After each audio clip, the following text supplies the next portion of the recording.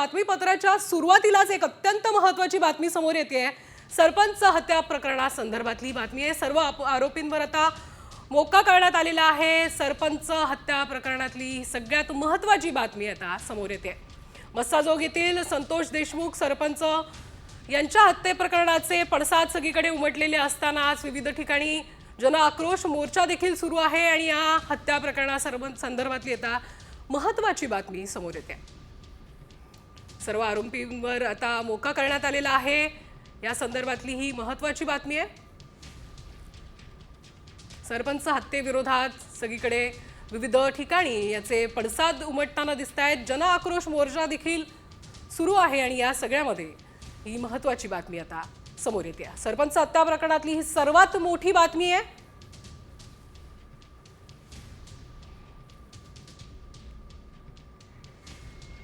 आणि या संदर्भात अधिक माहिती घेऊयात आपले प्रतिनिधी माधव सावरगावे यांच्याकडनं। माधव, काय अधिकची माहिती आहे?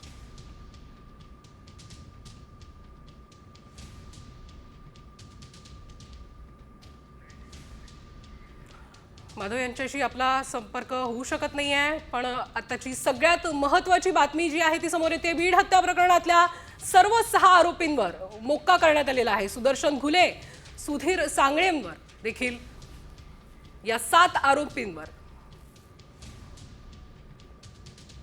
कराड मधील हे हत्या प्रकरण सरपंच संतोष देशमुख यांच्या हत्येविरोधात आक्रोश आहे।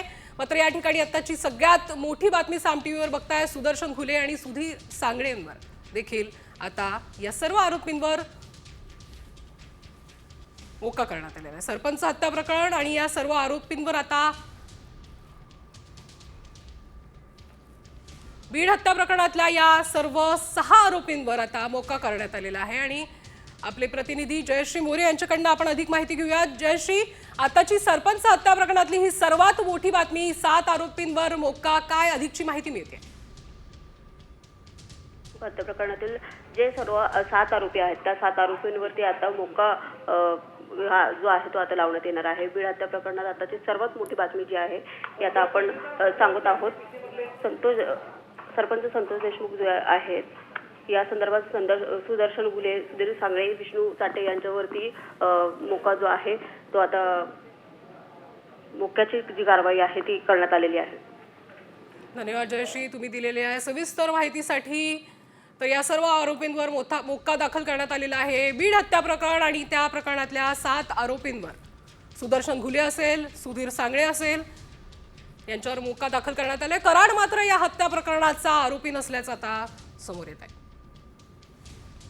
अशी शिक्षा दिली पाहिजे आणि आम्हाला न्याय मिळाला पाहिजे, एवढीच अपेक्षा आहे आमची।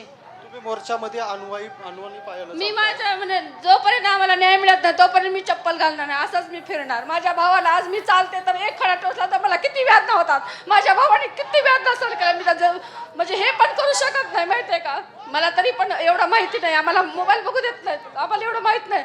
जर त्याचे म्हणतात असं ऐकता थोडं त्याची जर घटना आम्हाला कळाली ना तर असं वाटत नाही आम्हाला की आम्ही कोण राहतोत का नाही असं।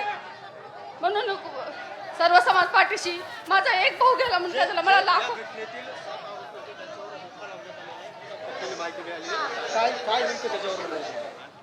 ते काय करतील मला तर एवढे काय माहित नाही का असं ते करतील, ते साहेबांवर विश्वास आहे, ते योग्यच करतील, लवकरात लवकर आम्हाला न्याय मिळवून देतील एवढीच अपेक्षा। लवकरात लवकर द्यावं, फक्त ह्या चिमुकल्याकडे बघून लवकर न्याय मिळवून द्यावा। जर आपण पाहिलं तर अगदी लवकरात लवकर आम्हाला न्याय द्या अशी मागणी जी आहे ती या कुटुंबियाच्या वतीनं करण्यात येते। बालाजी सुरवसे, साम टीव्ही, धाराशिव।